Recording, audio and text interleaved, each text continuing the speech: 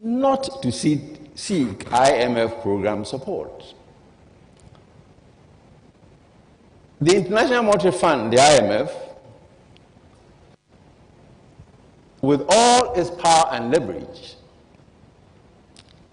can simply not force a program on us or on any country. An important lesson, however, of modern finance, as we all know,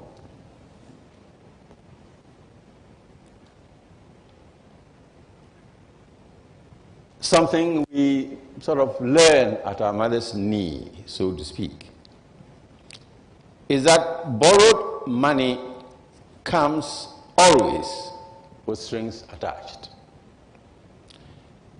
There is no such money, there is no such thing as free money with absolutely no conditionality.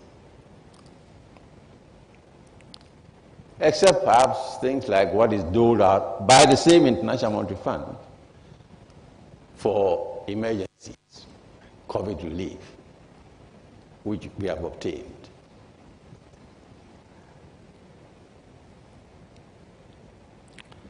And the basic conditionality for any creditor is fiscal discipline. Regardless of whether the money comes from taxpayers, from banks, from international capital markets, or from the financial institutions. Our sovereignty comes with the right to manage or mismanage our economy the way we please.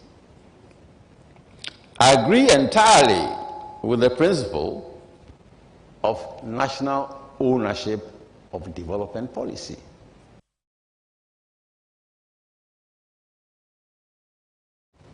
The issue really is not whether we go to the International Monetary Fund or not. That is a red herring. A very savory one, perhaps, but still a red herring. We are, yes, a sovereign nation, and a proud one at that, and can decide not to seek IMF program support. The International Monetary Fund, the IMF, with all its power and leverage, can simply not force a program on us or on any country. An important lesson, however, of modern finance, as we all know,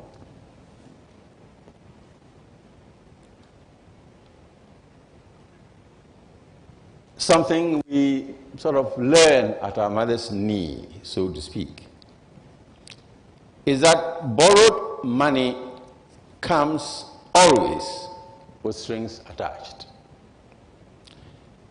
There is no such money, there is no such thing as free money with absolutely no conditionality.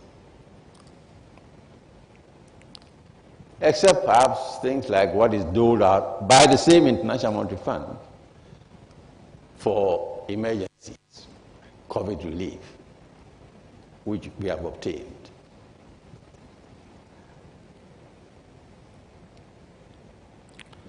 And the basic conditionality for any creditor is fiscal discipline.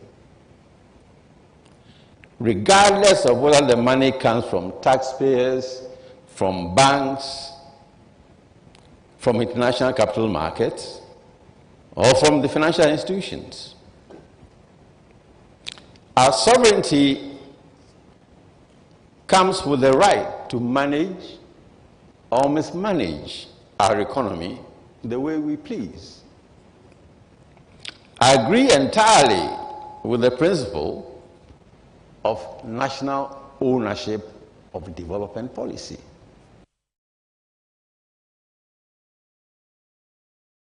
for Dwabo Ase Power 97.9 now we yana yesase nyanente say wadane bankum so many power for a fact say and now the paybo a year duba His Excellency former President of the Republic of Ghana John Dramani Mahama beko a year Professor Kwesi Botwe Nebusu Fia a Reggie Manuel Estate ewo Enkran Hase na masanso nya opania ono of course Betwaka just say Professor Kwesi Botwe ni nyuma we ye wo man Ghana no we beneficiary because one nhye ni binumu no within economy a Professor Kwesi Botwe build ye no and our no ankasa e share na dwuma ase and he's one person last time I yen ni share no waka say e ho behia say aban a yenya anase Ghana aban a ye to omo aba no omudi omani ebehwe ankran nyuma no omuni omaka bom no maboa na ma Oman Ghana economy no etimi ejina ne na so me sure say by now because as we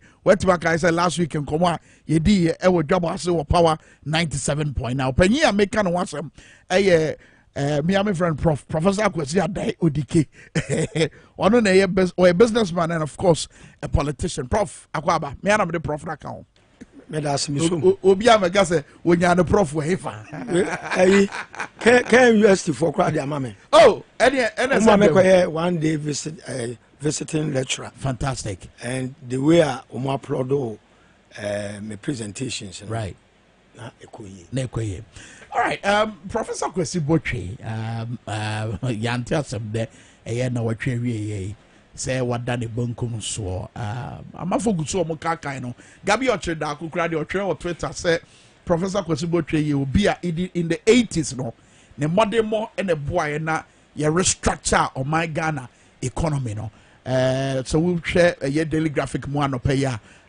ye asedu nketia na ye ofoso ampofo mienu nyina aka boma kase o ma hwe adekese ndisi amanyoko no ahwe ni petitiri pa fi say and Professor Kwesi Botwe na dwuma wodi going into the 2020 elections and omo ahoden foforo ma omotimi ku te said you could read 2020 about 20 Prof Kwesi Botwe wogira ho ma de emma wo in particular you me share atifo ne ahwefo amohwe yin ye Kwesi Botwe yes ebra no di dwuma ne mani afika kra that's right me kai say o be ready budget a no bia nso gugem ebeto petroleum tum because that time no now mo share no ye more of hedging it's like a year no petrol bono run it through the end of the year now you fixed and until no so be ready new budget no more review say yantum ana yante so it in between na wonya make cancer the budget no statement no be kire no na amanfo anxiety no ekosro it because Botwe be so na obia enso gugem and I think that kind of policy no na amanfo nya consistency in their planning at least for a year but what we are experiencing now no udanya wunim direction wankasa woni padua eko let alone business and no planning but at least anke ye fapema nanka omodi ato ho ana gebe hia se ye beto aso e die na si ya ye ntimi anto aso almost be the regulation e ho normal yeah and akofa oyoni kase aba ma nipa do na sika hye Kwesi Botwe time na dollar CD issue no na wo ho but na I am nim kese sene oh yes na I am sharing enim kese te sene ada de na no mo ya ene ye ntimi nye you see before say Kwesi Botwe ye call a democratic dispensation that's right sabre no I think now you should import import no regulating every be import license it before so betima crane me just aban no scrutinizing who say indeed enema ehun be hia se kra e do ba krom ha ni ama ho license right it your ma authorization say fabra you can import it na boama you balance a trade in terms of import and export. Tina Bwama abaninya assumption of expected imports. Then we work on the forester, even here for those imports. All the imports passes through the banks. It is banks na ekutia the import bill. It is now more a balance. You say these volumes we need this X amount to foot the bill. Yeah, and your export deposit. As you say, but yeah, no, and they are buying way person introduce you. Said Nancy ya war. Yeah, I want you ya be any baby ya jina and buy a sika semua. And now you no one now say, oh, and normally be a crabba and memo hano. Ye barber na ye ibua yemfa dollar yemfa amanoni sika enchem. Sana mono mutu no nye and only as I fa be. And I too late. Maybe me who the model I will be used. I don't know because I can't remember. You were 4 times. Or OCZ importation of chicken, poultry, chicken. Yes, yeah. Within 2 weeks was a ifrio. There was a pressure from outside. Outside. Yes, and I don't know the kind of. Yes, a party financiers, sir. It could be. Na my memory. Brasso. Yeah, my dear, as a letter. Not some no kind. My man saying kind you. Because our trail of Facebook said, "Beya, obi a one ten or bet me a who do your kind." Dr. Zenata Rollins, Honorable Member of Parliament, Colleague Clotte, was it Ghana and a one Ajuma war cancer same way? Was it is not enough to boast about free and fair elections or successful transfers of power. At this point, 2 decades into the Fourth Republic and 65 years post-independence, we should be judging ourselves by new criteria. What is the level of transparency and accountability of our government and its institutions? How do we manage corruption when it is exposed? What is the level of responsiveness of government to the needs of the people? What is the level of continuity of development despite changes in government? How equitable is the distribution of resources? What is the level of inclusivity? To what extent have we truly operationalized gender mainstreaming? Are we truly committed to protecting our environment, or we are just throwing buzzwords around while people destroy our land, water, flora, and fauna? Question Obusano. Ewurade Yankopon medanase. Unim. About 2 weeks ni. Matra say adwene nema bebre ho. Yeah. Na nema amedwene ho no ene de me offer see kan resonity. Partisan politics ase Ghana. Amanyoku a ejire mu ma ye Ghana for ye kwoto abayi mperimfo no e ya brofo ene te ase ye ya enti ase nim eti ade o ma ne konachi eti minua mo fa se peso che se we should reflect ewo ye ya na muntu a yatuo no baby a ba beduru no I was say reflecting ye hwese enyema democracy de ba no ya achieve ana Pefe akuntabu. Union government is the best for Ghana and for Ghanaians. Hey, sir? Yes. Partisan politics. You're practicing 200 years. We will be at the same time and continuously complaining. Now, union government, you be that. There be a example. Okay. At that time, none why it is as my making. Me kasa enyansa fon kwa ne tiase. Where Jimmy I want the mekasa. Oh, that's the fact. I'm telling you. Partisan politics. At the Ghana kwana chiye pa. Ebraso say you move away from partisan politics. Near kofa union government. A democratic system. And yes soja. But emfa amanukuo ena e practice it. Government by the people, and for the people. But Obiane na adwen o. Obiane baby odi nani atre.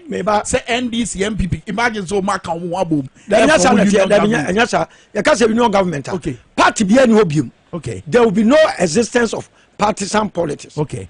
It is MPs near select Oma. Your criteria you select MPs into parliament. Omu kwa omu yadma mum constituency. Party be ancient. It is not do different fee by no.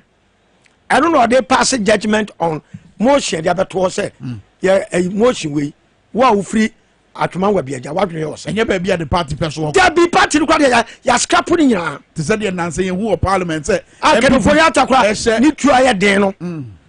Say call union government. The selection is by the people and the representation is for the people. Party be any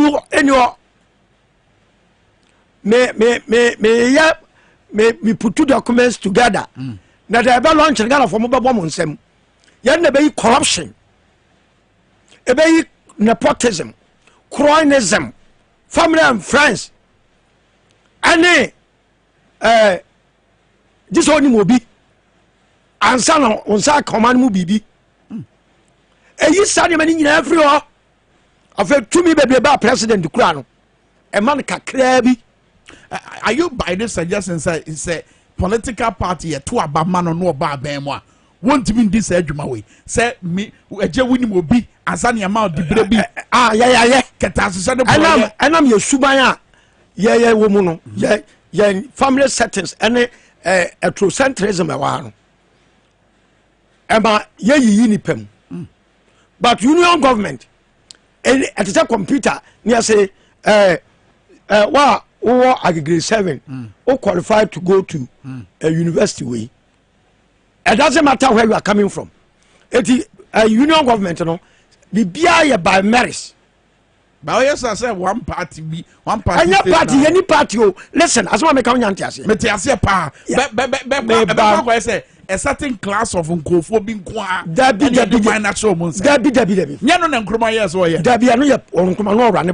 party.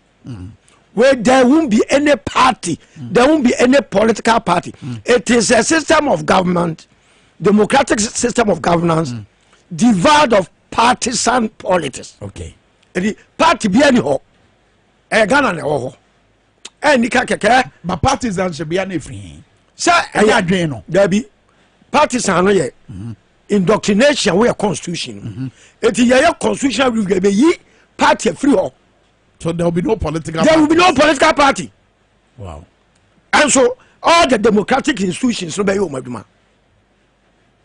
Rule of law be bia be yaduma to said your name corruption to whom you know and sa me party about power winners take so yen ya ba the pen ya be afei environment ni nyina ya nkofo na omo form on dia. All the systems it is a bottom up approach governance. It's not so called the MPA. Who in your political party, you will select an appointment committee. You just send your documents and everything to them. Yes, can you know why we are near one my electoral commission? I want to just say, one yen to me bribe woman. Maybe. That committee. Maybe.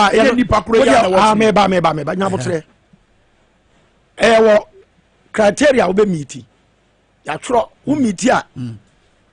You go through the vetting system. After the vetting, omomuni control over wo. And one say nkata area no yede with aba. Normally the national command letter commission say you screen nipa 20 way and agent watchman wa biaja. It mo organize election yem to aba. You to aba wi a oba parliament without political party. They don't Ghana here. I don't Ghana here. Parties are not say bibia. Etipa also no ye ni majority and minority more shina beto and a form majority and minority. Etinya ye bi asem ye se ye photographic mo am president photographic no mo mam saso mo am mpre ye wie no one be di nkudim me mo shina beto ho ye se wadwene na odi fie bae no ye se ye kotola nkrusa wodwene ho sei we say Ghana needs come me premier kotola. That's right. We see ye na ya head count 275 remove 200 cm to Land Cruiser. Oma form ma. Enye no bi na ekoso mraso. There be we omo party na manage omo. Oh, Samo. Ah, Oman Atenase nyadwene. Now every 1992 MPBN ordinary at parliament. PC appear for it. Me see every 1992 besi ne MPBN ordinary fear nyansa at parliament. Hey, I have fact. Just one more parliamentary report. I have report into party line. Now nyansa way. That's a people babonte metro madrin say. Jinaye way and I'm my brother. Yan can cross me. I can individual jinaye because on go from small. The constituency sent you there. Say represent you.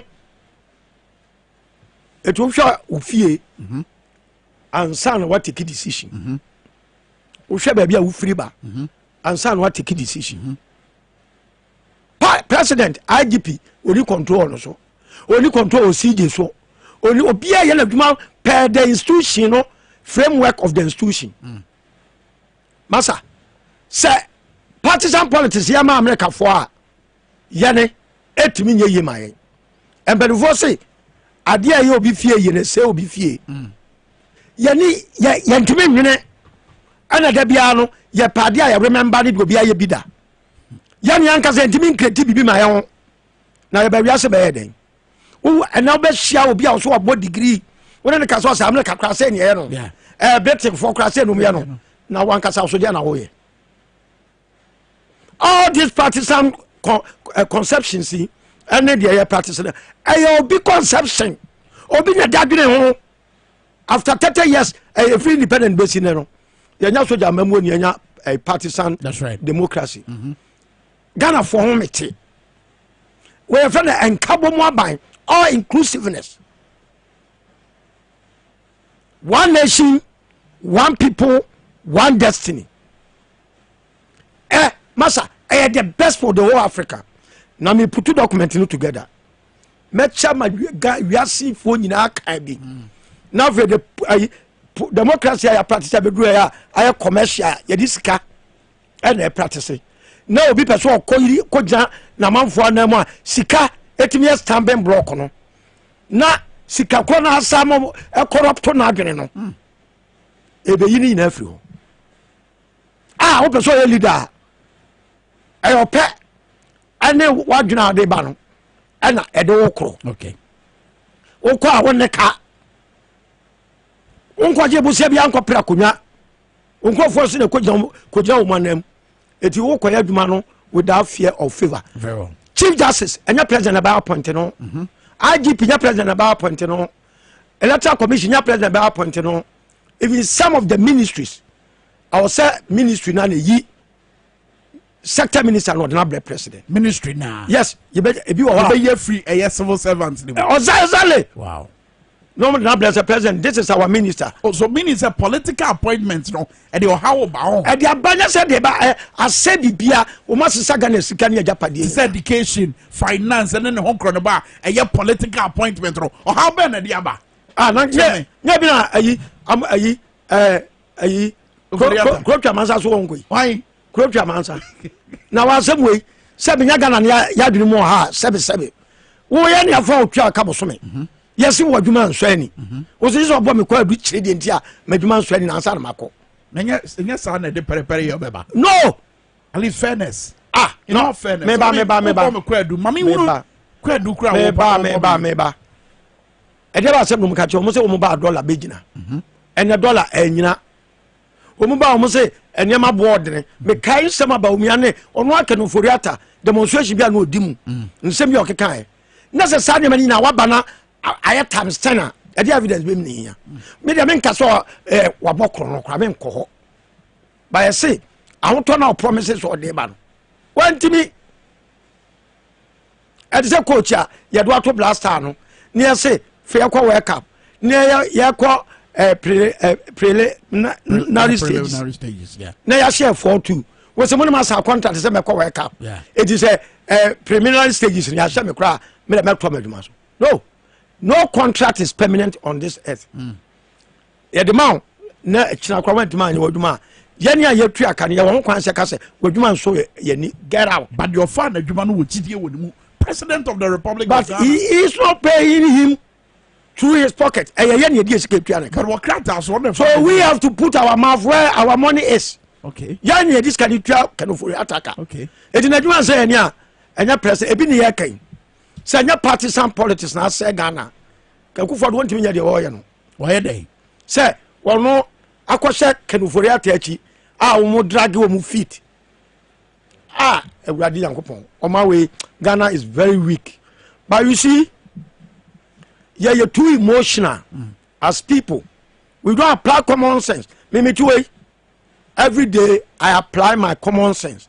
Me who say partisan politics. I say Ghana at the Ghana akodu baby bia eni kwase akodu adi nyimu aba he Ghana mo achemienu along NDC MPP. Oh, Samuel. But we cannot develop this country with this divided front. Never. We need union government. What committee ni jumedi mu hu bibisa. I mean, you do so be yet say chairman ni me no back say NDC chairman as a court. We also say MPP chairman also court. So I don't know about it. So the development of the nation suffers. No. The development of the nation suffers. Sure. Every time I practice is our partisan democracy. No? Every now and then, I hear rivalry. Pull him down. I want to go. Bring somebody down. Let me go. And ama yetimi nya concentration as one people to develop the nation. But there's sanity in all cases. I mean, minority in some your mama maswing. Obaka so mo party in tea. Paul mo person mo ba bemu. Enti no mo mas and so. Ghana for you na any omo nya adwen. Mama say me chro. Say sanity. So what sha omutimi ye omu juxtapose. Mo penso mo ye we yesu aye bi. Yeah. Na Ghana for hu amane. Corruption na mo dey 65%, and the other 57 ye chairman na Ghana for air sofa.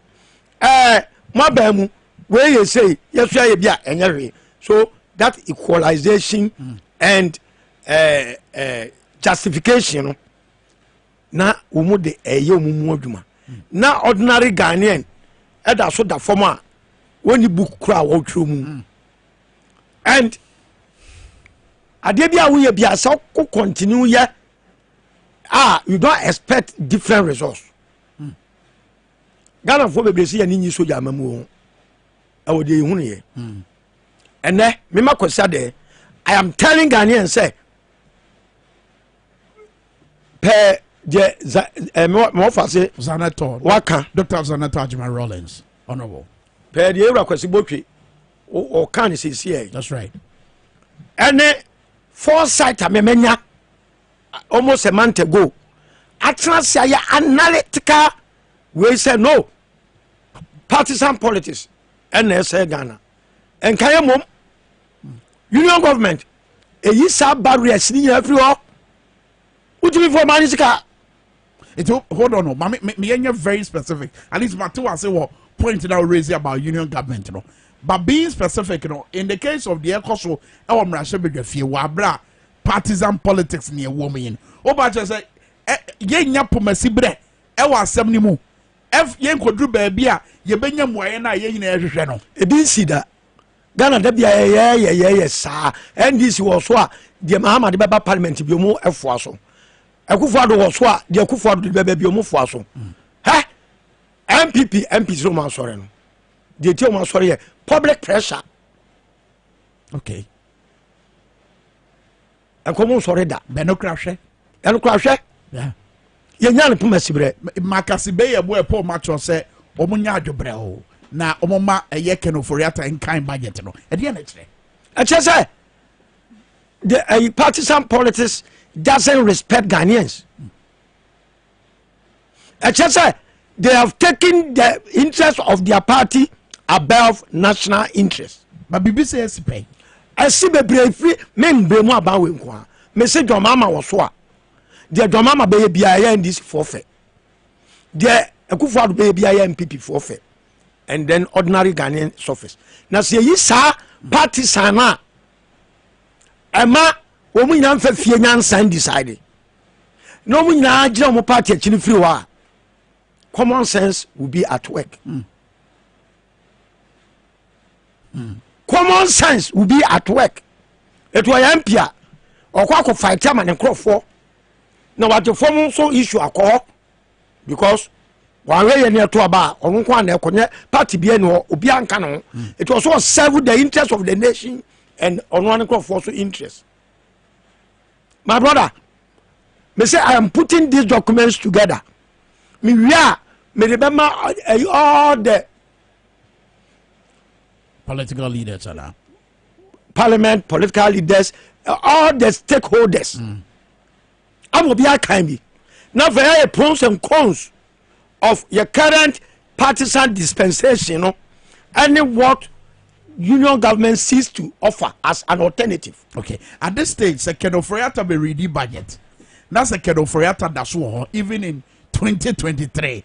No, why copy 2024? The NBC Ghana.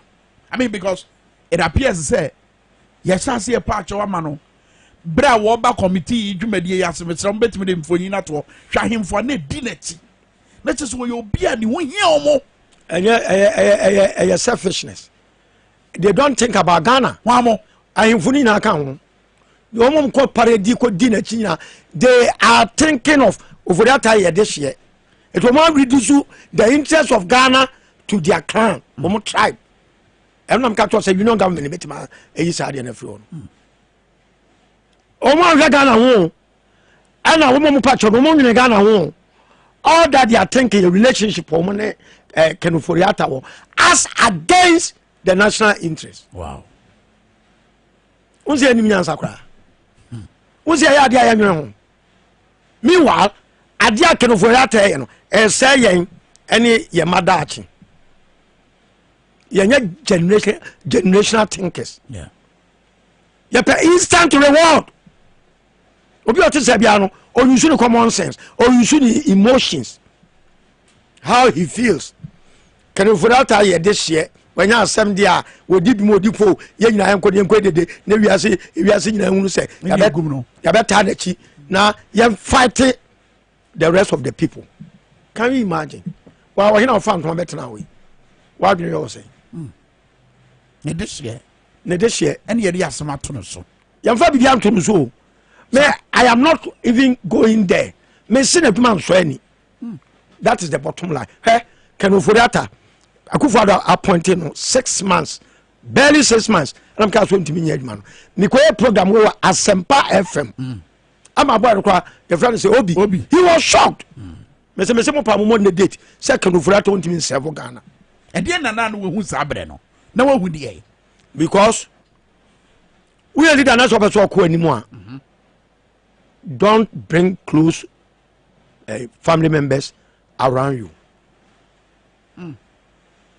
They also and say, even when only you're competent, it doesn't matter. It doesn't matter because conflict of interest along the way. But penipa umati wasamnase o concept no o ma buy into the vision. O ma own that a portion of it. Sari paro, right mami chira wadibi. Minim o ma say. Amiamiensa. O de wadibi. There were tewo usubane said o person niam ye no.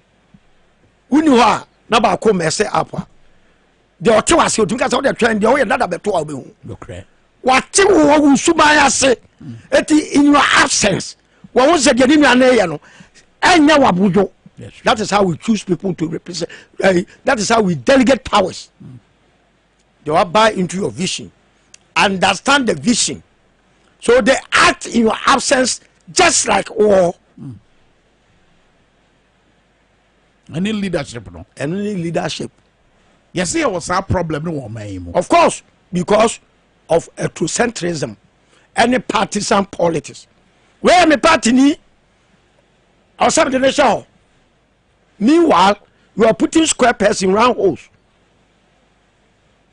Now about albatross on the whole nation.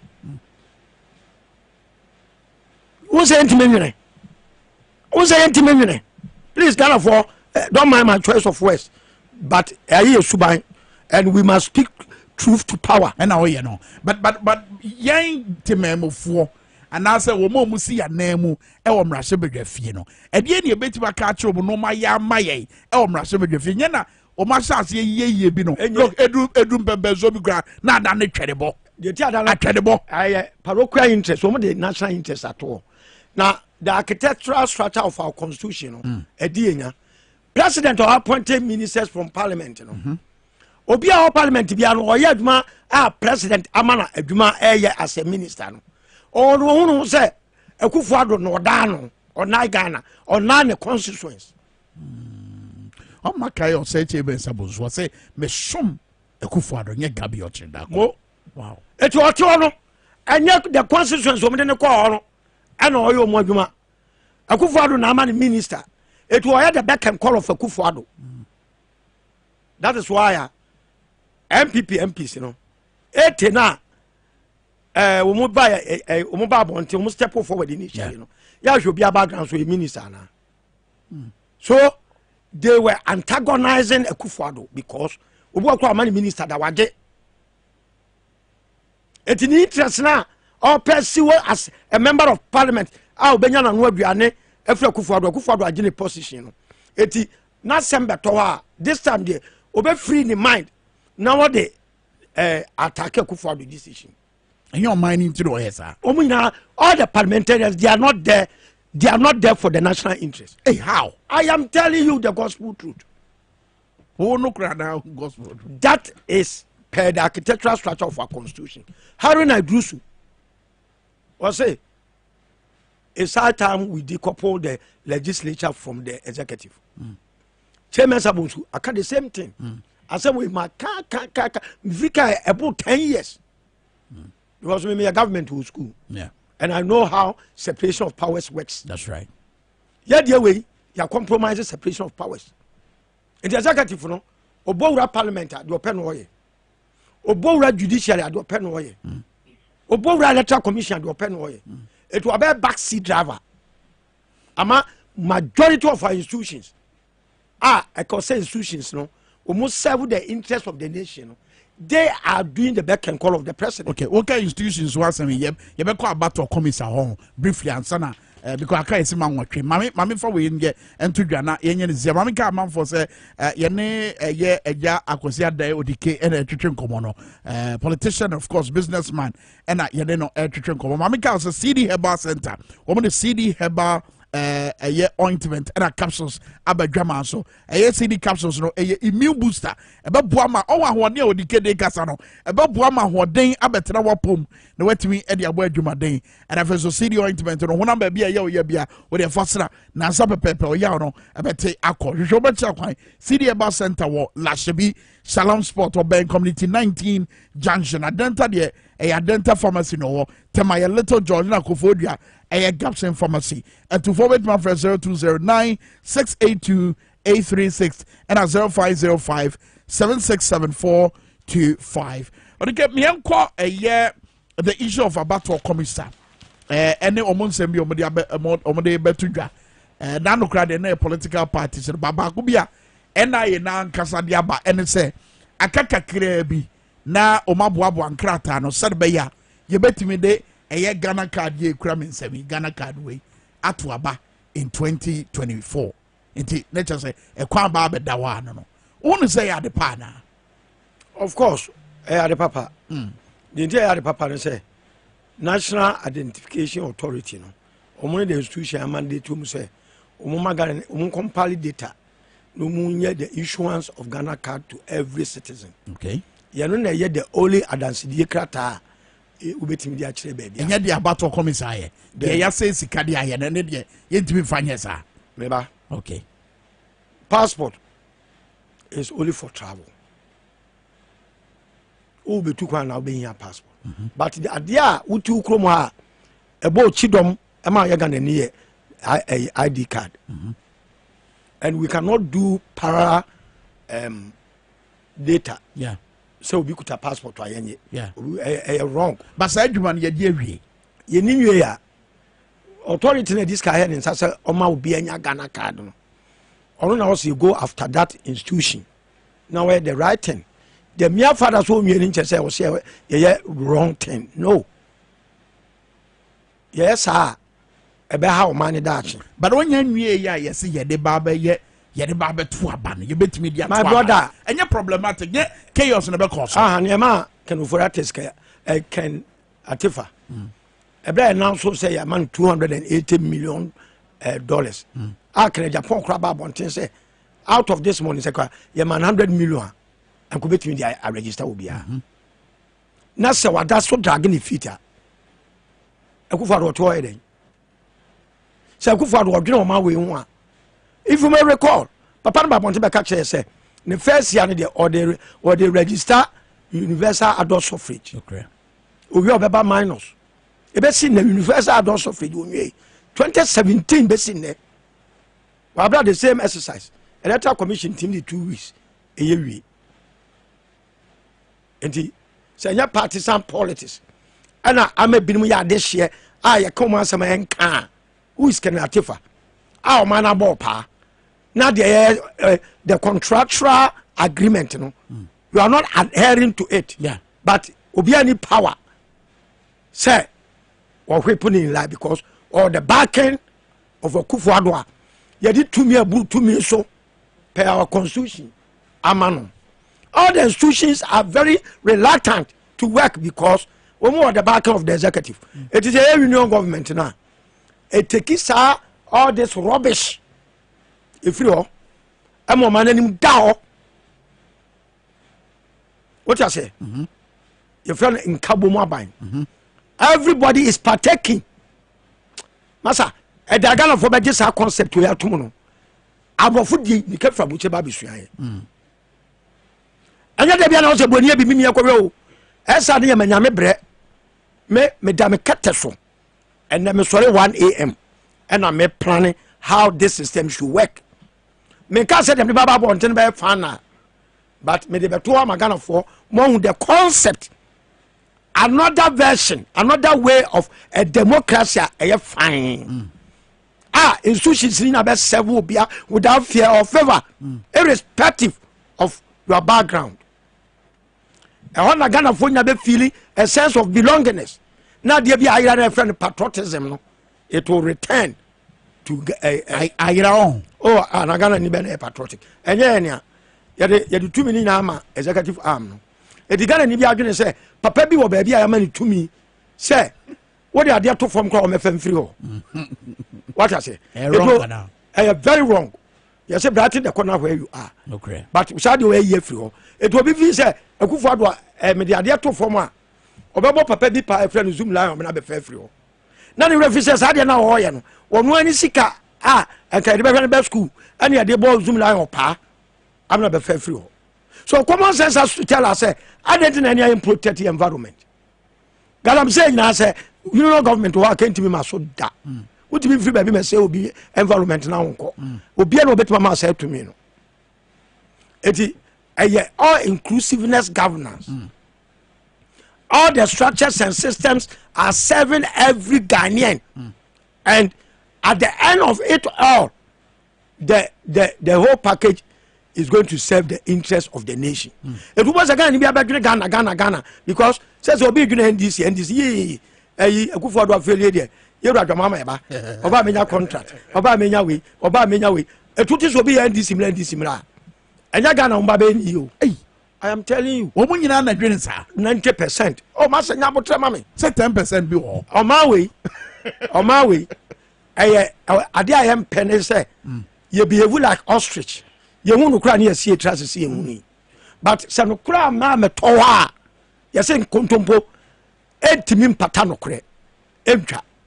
Anna, you say, he who sees the truth, feel the truth, but believes in lies is idiot. Ghana for do not be a wood that way. One was a look that way was I said, if you go, you can never. Me on fara some kono. Wow. Asemwe kebebo na so di ka wo kanti ye de adwuma nyi. On said you see behave. And let me tell you, Mrs. Ankofa Union government. There is no way Sagana bet me asakra ama yesi kwanti. Obi the message about say John Mahama ene Baumia ne Alanche Martin and afin so dike Jacob say eboa ekom huboma. And only union government yana. Debbie. You know there a party be free ho. A more party dini. Anna, so we more party dini. But I you constitutional review before we can achieve this. because constitution is say you practice partisan democracy. But partisan democracy, no, you practice ya kodum pempensobia. You share the merits and demerits of partisan politics. We say it has caused more harm than good. Right. It's democracy. Said yeah, as a not a kind. And that's a consala to bank just say practice democracy. And we are the minute aspect of it. All right. You can say democracy. Democracy. Say ebe you here free ho. Democracy ne say you be equitable distribution of state resources. Democracy ne say ebe bridge the gap between the half and the half not. Democracy ne say obi biara you will be happy anywhere, anytime, wherever you are. Democracy ne say the law has no respect for anybody. Sikanyo hianyo emlani edi obia. And up akwe prisons. Kwa so benya skani bia odemo a. Obi a wa wi abanche. Obi a wa wi aburo, obi a wa yese arm robber any sa nyama no. Very well. It tells you says selective justice. And we are behaving, we are practicing democracy. And the people are behaving, accepting and embracing democracy. But the reality is that the tennis and the juicy aspect of democracy, you know, it is found wanting. Very well. Kwesi ada odike, medo asepa eja, and some ya odi abetu enemy. Medo asepa so timinya bre. Now when you be in command of pay, Busha for honey at the movie, Dwabo Ase upon 97.9, and I feel so TV XYZ. He's a businessman and a politician. Also, union government never bought Ghana. Party 7 years. Say ya never you. Madam Munina must be Latina. Because the Canova law could be Sasumesi. Trot class and you put on this.